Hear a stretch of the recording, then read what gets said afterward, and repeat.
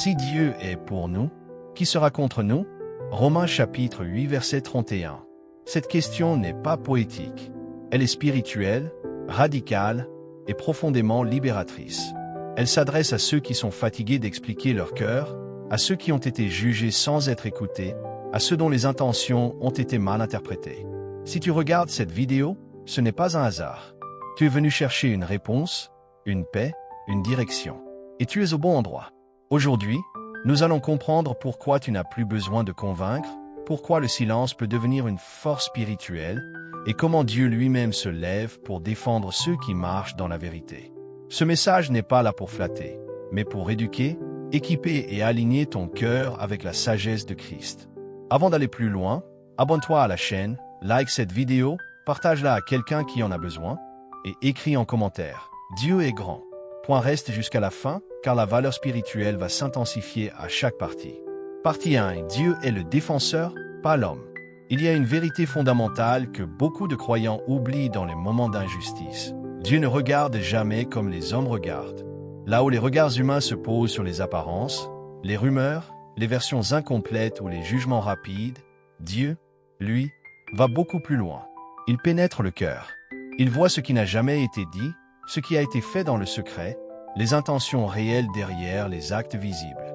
Tu peux être mal compris, mal interprété, voire rejeté, sans que cela n'altère une seule seconde la manière dont Dieu te perçoit. L'Écriture l'affirme clairement dans le livre de 1 Samuel chapitre 16 verset 7. L'Éternel ne considère pas ce que l'homme considère. L'homme regarde à ce qui frappe les yeux, mais l'Éternel regarde au cœur. Cette parole n'est pas théorique. Elle est une encre pour l'âme. Elle t'apprend que ta fidélité n'a pas besoin d'être validée par les hommes pour être reconnue par Dieu. Marcher avec Dieu implique d'accepter une réalité parfois inconfortable. Tout le monde ne comprendra pas ton obéissance.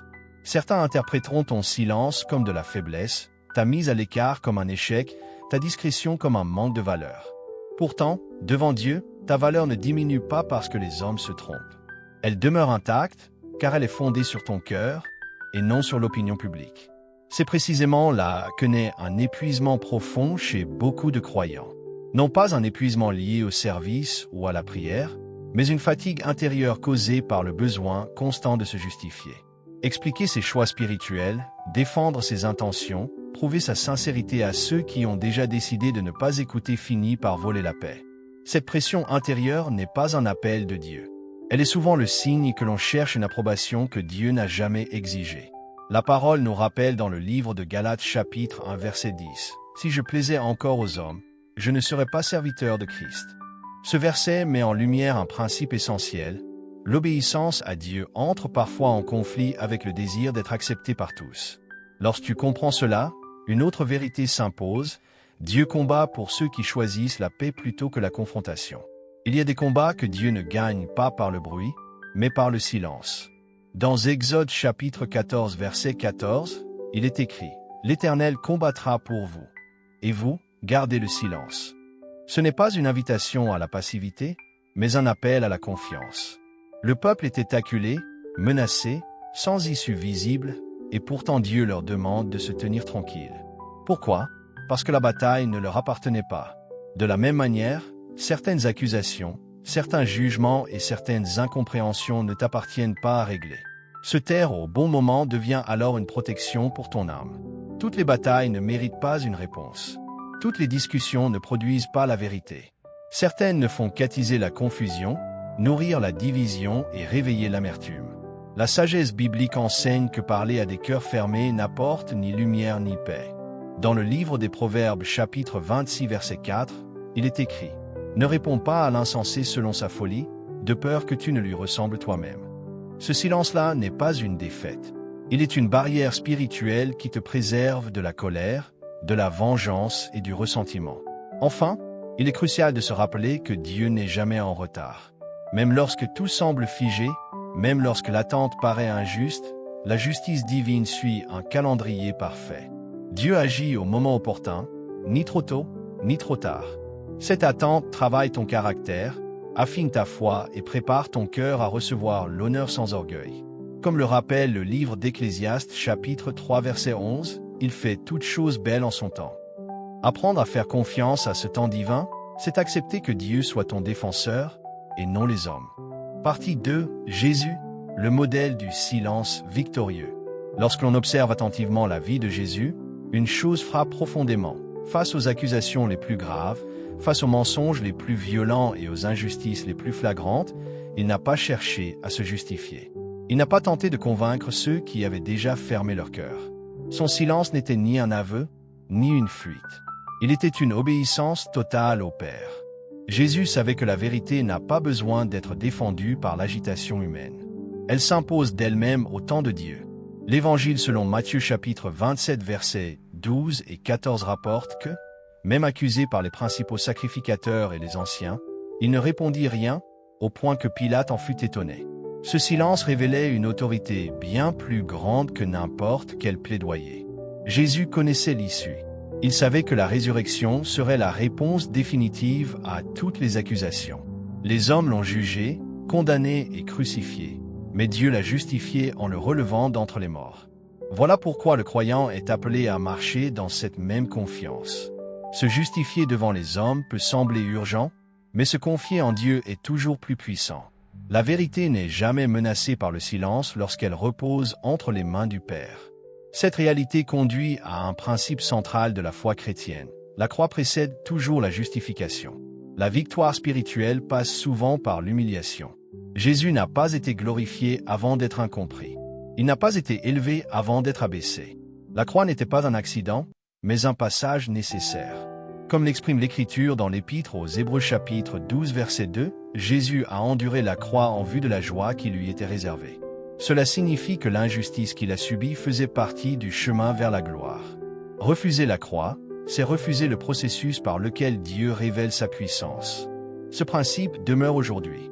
Celui qui veut uniquement la reconnaissance sans accepter l'humiliation passe à côté de la transformation profonde que Dieu opère.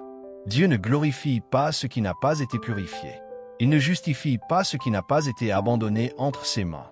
L'injustice devient alors un instrument, non pour détruire, mais pour révéler la fidélité du cœur. Dans ce contexte, le silence devient parfois une déclaration de foi. Se taire alors que tout en toi veut t'expliquer, prouver ou répondre est un acte spirituel fort. C'est dire à Dieu, « Je te fais confiance plus qu'à mes propres mots ».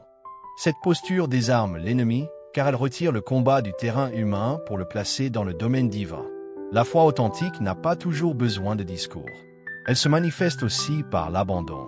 Comme le rappelle le livre d'Ésaïe chapitre 30 verset 15, c'est dans le calme et la confiance que réside la force du croyant. Lorsque tu choisis de t'effacer, Dieu parle mieux que toi. Sa voix traverse les saisons, touche les cœurs et expose la vérité avec une précision parfaite. Ce que Dieu révèle ne peut être ni manipulé, ni contredit.